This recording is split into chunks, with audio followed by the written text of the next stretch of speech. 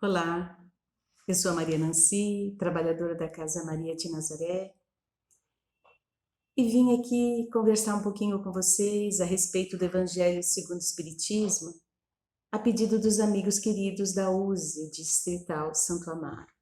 Vamos lá. O capítulo 17, dos itens 1 a 6 do Evangelho, traz assim para nós reflexões profundas a respeito da nossa necessidade de mudança de comportamento nos padrões do nosso Senhor Jesus Cristo. Existem 4 itens nesse início desse capítulo. O primeiro deles, características da perfeição. E nesse item especificamente, o Kardec traz a lição linda de Jesus, narrada por Mateus, que a gente vai conversar um pouquinho. Depois ele fala um pouco do homem de bem. O Kardec traz ali um roteiro. Nossa, um roteiro difícil de seguir, mas com as características básicas para que nós possamos nos enquadrar o nosso comportamento no diapasão de um homem de bem, de uma pessoa, de um ser de Deus. Depois, o Kardec, aprofundando mais ainda esse capítulo, ele traz os bons espíritas, afetando diretamente a nossa conduta enquanto seguidores dessa doutrina de luz, que é a doutrina dos espíritos. E finalizando esses itens, 6 primeiros itens, o Kardec traz ali, ele coloca a parábola do semeador. Nós vamos assim, dar assim uma pincelada nesses itens, trazendo para nós uma reflexão. Como o Evangelho do Cristo é muito profundo, nada melhor do que lermos juntos aqui o primeiro item, das características da perfeição. Quando narra o nosso Mateus, essa passagem de Jesus, quando ele diz: amai os vossos inimigos, o mestre fala. Fazei o bem aos que vos têm ódio e orai pelos que vos perseguem e caluniam.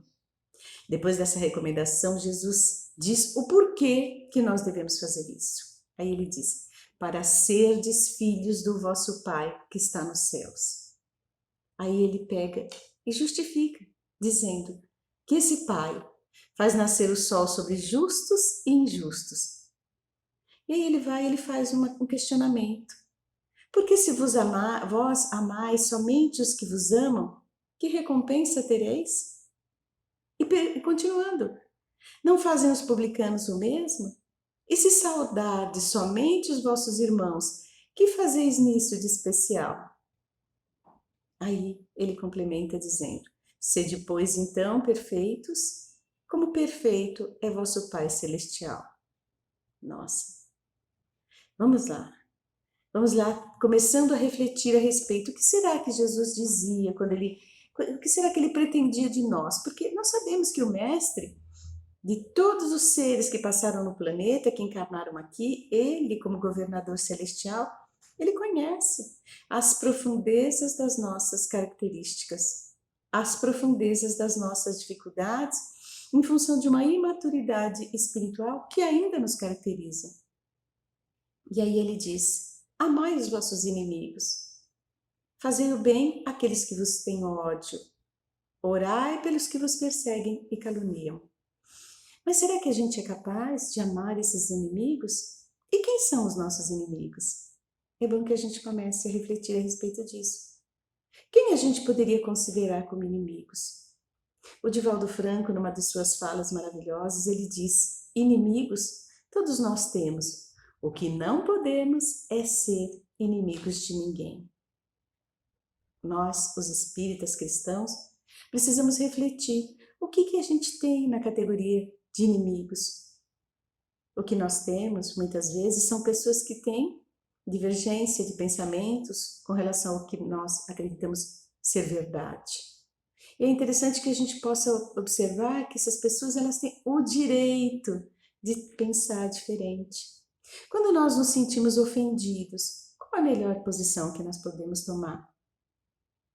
A melhor posição, segundo o Evangelho, é que a gente possa compreender essa criatura na posição em que ela se encontra. Se nós, de verdade, sentimos dentro do nosso coração que essa pessoa ela diverge demais. Nós não temos capacidade, condições de continuar caminhando ao lado dela, que a gente se distancie, mas que a gente dê a essa pessoa a possibilidade de se desvencilhar de nós e nós dela de uma forma plena.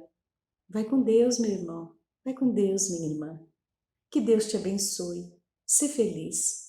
Essa é uma das condições, quando a gente consegue sentir isso dentro do nosso coração, é uma das condições da gente se desvencilhar, porque Jesus, como um grande psicoterapeuta divino, ele entendia que todas as nossas doenças mentais, emocionais e físicas decorrem desse nosso diapasão negativo de comportamento, de sentimento. Então, quando o mestre fala para que a gente possa fazer o bem aos que nos têm ódio, ele significa, se nós não pudermos, ele quer dizer, olha, se você não consegue fazer o bem, ir lá, porque não dá para conviver com essa pessoa, faça o bem, vibrando intensamente para que essa pessoa seja feliz. Porque se ela tem ódio, que ela possa sentir ódio sozinha. Ela tem o direito de não ir com a nossa cara, como a gente fala, não é? As pessoas têm o direito de não nos amar, obviamente. Seria muita vaidade a gente querer que todas as pessoas nos aceitassem. Então, essas características da perfeição já começam a mexer com a gente para que a gente possa entender, nossa, até que ponto eu tenho a condição de ser perfeito. E aí Jesus continua dizendo, olha, para que você possa ser filho do vosso Pai Celestial que está nos céus. Filhos de Deus, nós todos somos. Indiscriminadamente, independentemente de nós ainda não termos essa condição de estarmos afinados com o Pai. Mas quando Jesus diz que nós devemos amar os nossos inimigos, fazer o bem aos que nos perseguem e caluniam, para que nós possamos nos sentir filhos desse Pai Celestial, sermos herdeiros de Deus, tomar posse da herança divina do bem, da felicidade, da alegria, que aliás é o grande objetivo do Pai para a nossa vida. Então, quando a gente consegue sentir essa alegria de sermos filhos de Deus, adormecer na certeza de que somos filhos desse Pai grandioso, Criador do céu e da terra. E aí o mestre continua dizendo, porque se a gente ama somente as pessoas que nos amam, que recompensa? Quer dizer, é muito fácil, é muito simples a gente simplesmente amar e fazer o bem e lá, né? Ter todo um deleite com as pessoas que nos amam, é muito simples. O difícil é desejar o bem, é querer o bem para aquelas pessoas que divergem de nós, que nos colocam o espelho na face e fala, dá uma olhada como é que você é, em essência. Porque todos os nossos adversários, os nossos opositores não fazem mais nada do que mostrar claramente aquilo que a gente é lá dentro e que às vezes a gente não consegue enxergar. Ou até negamos, o que é pior. Sabemos, mas fazemos de conta que não somos aquilo que o nosso adversário está apontando que somos. E aí o mestre vai e ainda fala, olha, os publicanos fazem o mesmo, quer dizer, amam somente os que vos amam. Naquela época, os publicanos eram aqueles homens que a gente poderia hoje chamar dos materialistas, dos mundanos, das criaturas que não conhecem o Evangelho, atualizando o termo, ou que não se preocupam com a espiritualização da própria alma. As pessoas que não conhecem o Evangelho têm o direito, não é? De fazer as coisas em função de moeda de troca. Eu amo somente quem me ama. Eu tenho apreço somente e consideração àquelas pessoas que têm apreço e consideração à minha pessoa. E aí Jesus continua dizendo, olha, se você saudar, se você de repente ter somente relacionamento com as pessoas que são os vossos irmãos, aquele grupo de afinidade, ué, o que você está fazendo de especial? Vamos prestar atenção. Nós que temos o Evangelho do Cristo com um arsenal de conhecimento na nossa alma, precisamos de verdade observar até que ponto estamos afinados, comportamentos, sentimentos e pensamentos afinados no diapasão do Cristo, do Evangelho de nosso Senhor. Porque senão, o que a gente está fazendo com esse Evangelho? O que a gente está fazendo de especial com todo esse conhecimento? E Jesus aí, ele fala para que a gente seja perfeito, como perfeito é o nosso Pai Celestial. Essa é a introdução linda desse capítulo. E aí, mais adiante, o Kardec fala do homem de bem. E resumindo, gente, lendo lá uma frase final do roteiro que ele coloca para vocês irem lá conferir no Evangelho segundo o Espiritismo, capítulo 17, não é? Vai lá ver o roteiro que ele traz para a gente. Ele diz o seguinte, finalizando: o homem de bem respeita nos seus semelhantes todos os direitos que lhe são assegurados pelas leis da natureza, como desejaria que fossem os seus direitos respeitados. Então, o Kardec, como um pedagogo racional, não é?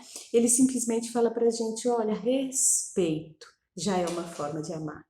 Respeito já é uma forma de estar entrando em contato direto com o Evangelho do Cristo, no sentido de tentar, de fazer um esforço maior, de seguir, de praticar o Evangelho de Jesus. Respeitar no outro o direito dele ser como ele é. Assim como a gente gosta de respeito às nossas características. Nossa, mas eu não preciso te agradar. Desculpa aí, ainda não sou aquilo que você gostaria que eu fosse. Mas eu respeito você do jeito que você é, assim como eu te peço respeito. É uma bênção, não é? Nesse sentido, nós já estamos sendo um homem de bem. E mais adiante, o Kardec, seguindo nesse capítulo, ele fala dos bons espíritas. Nossa, esse é um item que vale a pena a gente ler e reler, porque o Kardec, nesse item, ele diz que alguns espíritas, eles ficam somente no fenômeno. Vão na casa espírita, praticam. O quê? Aplicar o passe. Praticam. Falar de evangelho para que os outros ouçam. Praticam. Falar de perdão, de reconciliação, de amor aos espíritos como dialogador, como aquele que vai e conversa com entidades espirituais sofredoras, vingativas, obsessores, e eu vou lá e eu aponto o roteiro para o outro. Eu costumo falar que é o espírito da placa. Eu tenho uma placa, segue, no meu pescoço, mas eu sou só placa. Eu aponto o roteiro para o outro seguir, mas eu não sigo.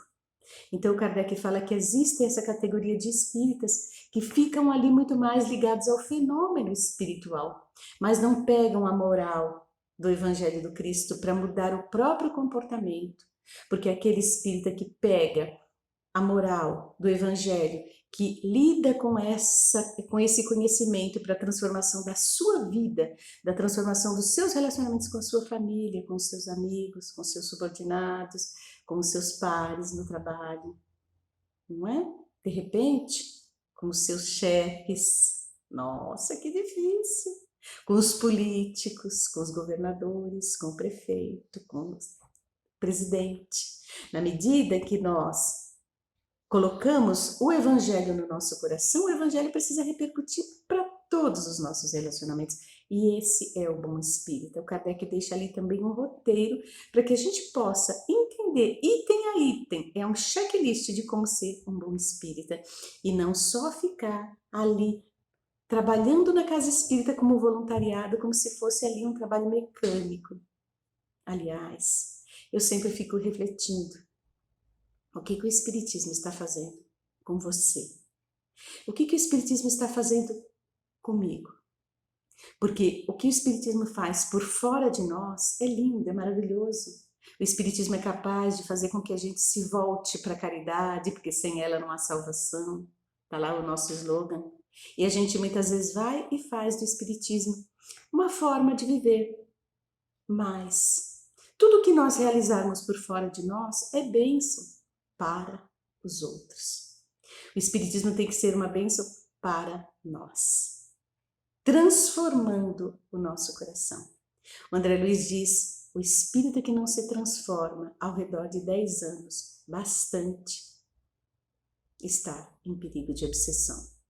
Então é bom que a gente observe, nossa, o que o Espiritismo está fazendo por mim, dentro de mim?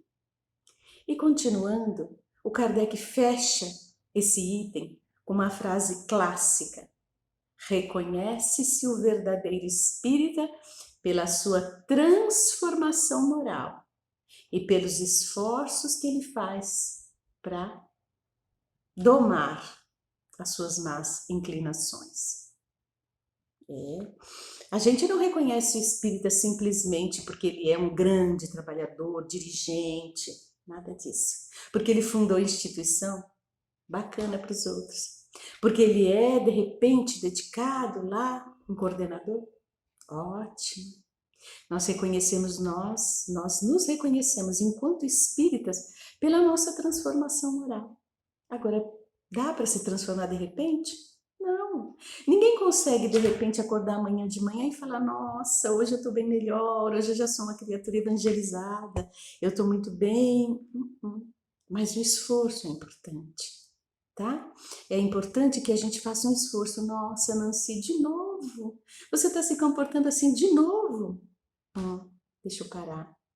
Ter bastante sensação de cansaço, que a gente cansa às vezes da gente mesmo, mas ter bastante sentimento de força, de coragem. Deixa eu ir lá, deixa eu continuar de novo, deixa eu tentar. Eu vou começar. Eu vou recomeçar para fazer diferente. Então, esse é o grande roteiro dos bons espíritas. Aqueles de nós que estamos tentando e fazendo um esforço maior de tentativa, estamos realmente nos esforçando para a nossa transformação moral. E aí, finalizando, né, esses 6 itens primeiros do capítulo 17 do Evangelho segundo o Espiritismo, o Kardec coloca textualmente a parábola do semeador, que também em Mateus capítulo 13 está lá narrada. E é linda demais, a gente vai ler para vocês. Tendo saído de casa, Jesus sentou-se à borda do mar e logo em torno dele reuniu-se grande multidão. Pelo que entrou numa barca, sentou-se, permanecendo na margem do lago, todo o povo. Às vezes eu me pego lendo o Evangelho e imaginando a grandiosidade desse cenário, não é? Imagina a gente assim, numa manhã linda, numa tarde maravilhosa, que fica maravilhosa, não é? Nossa, eu imagino a luz. A gente de repente olhar e tá ali na beira do lago aquele homem, nada mais, nada menos do que o nosso governador planetário. E ele se senta. Aqui tem uma metáfora linda, não é? Mostrando a grande paciência que o mestre tem, esperando que nós nos transformemos. E a hora que ele senta, obviamente, com a sua grandiosidade, o seu magnetismo, ele atrai uma multidão de criaturas que sentam para ouvi-lo. E aí ele começa a falar sempre por parábolas, trazendo para a gente uma mensagem que penetra o nosso inconsciente. O Evangelho não é uma mensagem para a nossa consciência, simplesmente a nossa consciência no sentido do que eu sou aqui agora. Hoje eu sou Maria Nancy, estou encarnada nessas condições de psicóloga, de trabalhadora da casa espírita, né, de trabalhadora e diretora de ONG, de fundadora de instituição. Isso é muito pouco. Jesus estava trabalhando conosco no sentido de passar para o nosso inconsciente divino, para o arquivo da nossa alma, aquilo que ele queria, o seu roteiro. E ele vai e fala por parábolas, que é uma linguagem metafórica, uma linguagem do inconsciente. E ele fala o seguinte: disse-lhes então muitas coisas por parábolas. E ele começa: aquele que semeia saiu a semear, e semeando uma parte da semente caiu ao longo do caminho, e os pássaros do céu vieram e comeram. Outra parte caiu em lugares pedregosos, onde não havia muita terra. As sementes logo brotaram, porque carecia de profundidade a terra onde haviam caído. Mas o sol as queimou e, como não tinham raízes, secaram. Outra parte caiu entre espinheiros e estes, crescendo, as abafaram. Outra, finalmente, caiu em terra boa e produziu frutos, dando algumas sementes 100 por um, outras 60 e outras 30. Aí ele termina com as suas advertências. Ouçam aqueles que têm ouvido de ouvir.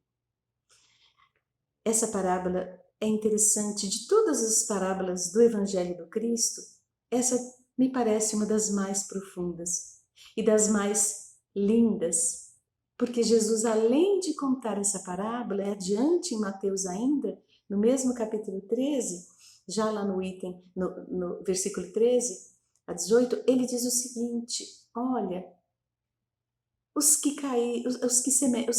onde a semente caiu em terra ao longo do caminho, eram pessoas assim, e ele vai explicando, vai explicando, vai explicando. É muito lindo, porque a parábola do semeador, além de contar a parábola, Jesus vai e ele explica pra gente que, olha, pessoal, preste atenção, se você é uma terra que não tem profundidade, que a palavra de Deus vai e você se entusiasma e depois você logo termina e deixa isso para lá. Dá uma olhada se você é uma terra pedregosa, dá uma olhada se você é uma pedra cheia de espinheiros, em que as paixões do mundo vão e terminam sufocando a palavra de Jesus. Dá uma olhada se você de repente é um lugar onde a semente ainda não tem condição de germinar. Mas presta atenção. Se você já é uma semente, se você já é uma terra que já tem um pouco de adubo, o sofrimento faz isso com a gente, não é? O sofrimento aduba. Se você já é uma terra que tem condição de nascer ervas pequeninas, aduba a plantinha do Evangelho no seu coração. Permite que o Evangelho do Cristo possa florescer no seu coração, que ele possa florescer no nosso coração. Porque se tem uma coisa que nós estamos precisando no planeta hoje, nessa fase crítica de transição planetária, é permitir que o Evangelho do Cristo encha o nosso coração. Que a gente possa ter trazido para vocês um pouco da reflexão sobre esse capítulo lindo do Evangelho segundo o Espiritismo, capítulo 17. Muita paz. Eu agradeço muito a oportunidade e que o Senhor Jesus encha os nossos corações de paz. Obrigada.